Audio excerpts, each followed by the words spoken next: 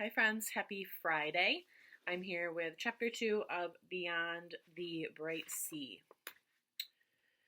Ash had built our cottage from whatever he could wrestle off the nearest shipwrecks that were slowly settling into the seabed, breaking up in storms and otherwise disappearing bit by bit.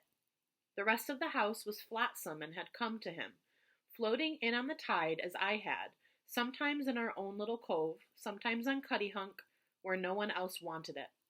He'd built the frame from long beams, the roof and walls from decking, the chimney from a vent pipe off a lost streamer. One window from a pothole, one door was a piece of keel, our hearth a hatch lid, our table a crow's nest turned upside down. Ash had salvaged, too, many things that had no purpose but to be dear to us. The finest of these, two figureheads, solemn women with long flowing hair, stared at us from either side of our fireplace, never blinking, and a pair of sun-white whale ribs arched over our doorway. A tarnished ship's bell hung from their pinnacle, and I'd found my share of baubles while searching the rack line.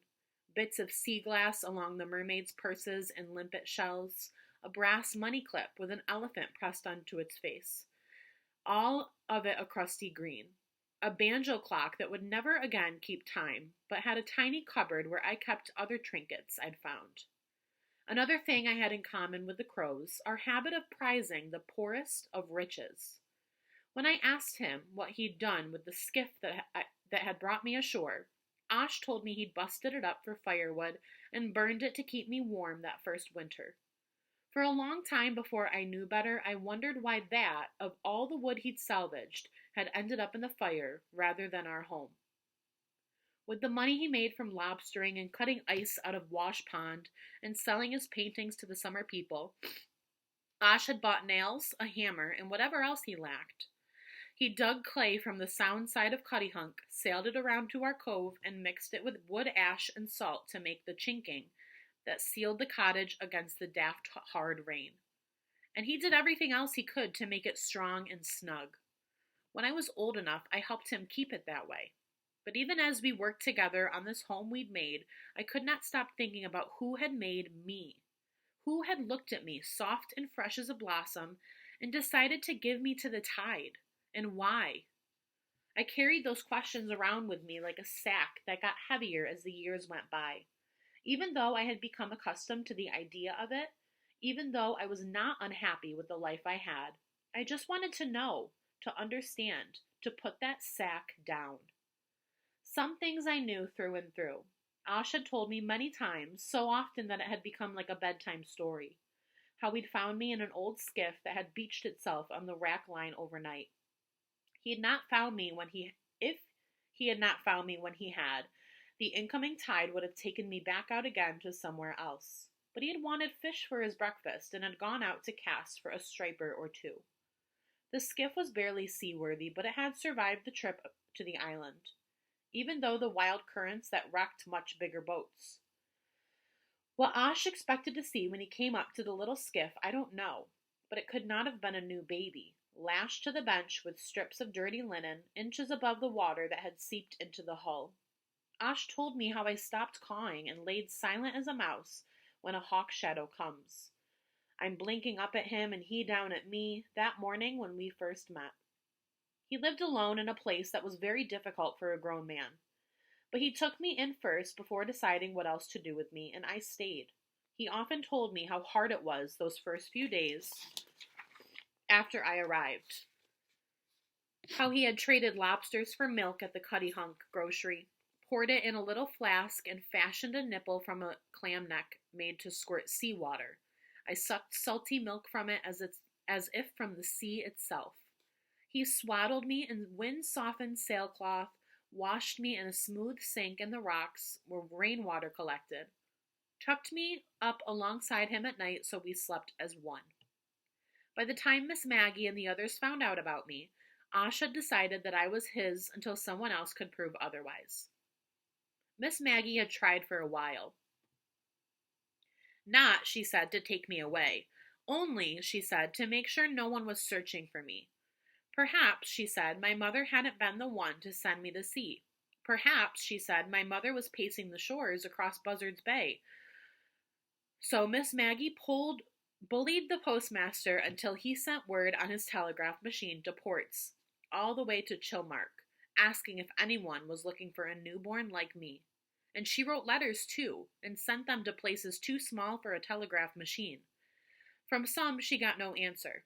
Onset, Mattapoisett, even Phoenix, I can't say that word, Panikies, though it was the closest. And none of those who did respond knew of a missing baby. But it didn't really matter.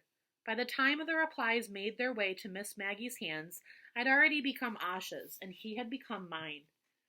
It was a mystery why the skiff had washed up on our little island and not on Cuttyhunk, where most treasure in Flotsam came to rest, but I was glad that it had. I couldn't imagine that any of the other islanders would have fostered me had I drifted up on their piece of land. I thought it far more likely that they would have sent me off to the mainland, to some place without so much sea and sky. And that would have been a shame. Ash and I were surrounded by a wild world, and I preferred it that way. Still, there were a few people on Cuttyhunk I liked well enough, and they seemed to like me in their odd way. But they never touched me, never came close, seemed content to know me from a distance, which had been true from the very start. All I'd ever known of them, so I didn't question it much until I was older and began to pull on the loose threads in my life.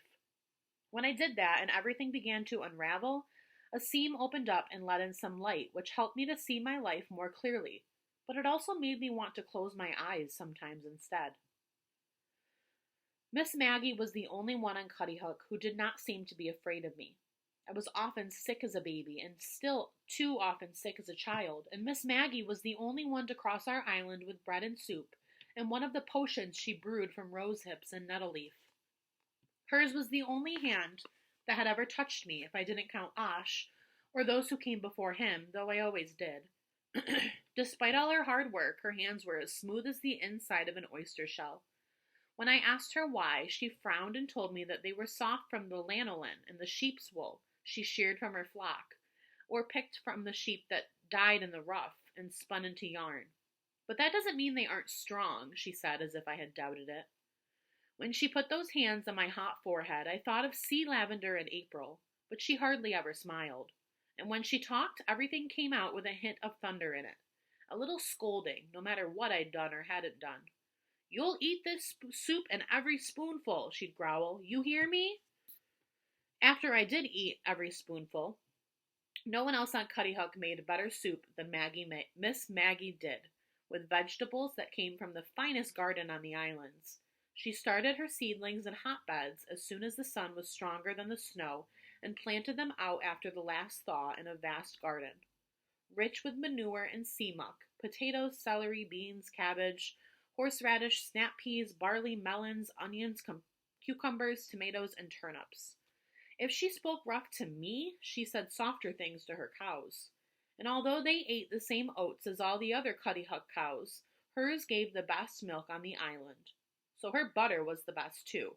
And she made her hens so happy with marigolds and barley that they laid like troopers and hatched out more chicks than any on the Elizabeth Islands. With the flour and oil she got from trading eggs, Miss Maggie baked bread that made me happier than if I'd had cake, which I'd only tasted once in a blue moon. I was almost glad to be sick if it meant her bread and soup. "She does make good soup," Ash always said before she arrived and after she left. But soup is just one thing. Her bravery was another thing. "Don't you worry that you'll get sick too?" I'd ask her as I lay in bed, my head aching. "I've been sick before," she'd said, "and I'll be sick again, with or without your help." I liked that about Miss Maggie, how simple she made things seem. All right, so we've got a new character, Miss Maggie. I want to know, what makes Miss Maggie so special? What is one thing that Crow feels that Miss Maggie is a very special person? I hope you guys have a wonderful weekend, and I will see you on Monday. Goodbye, Adams.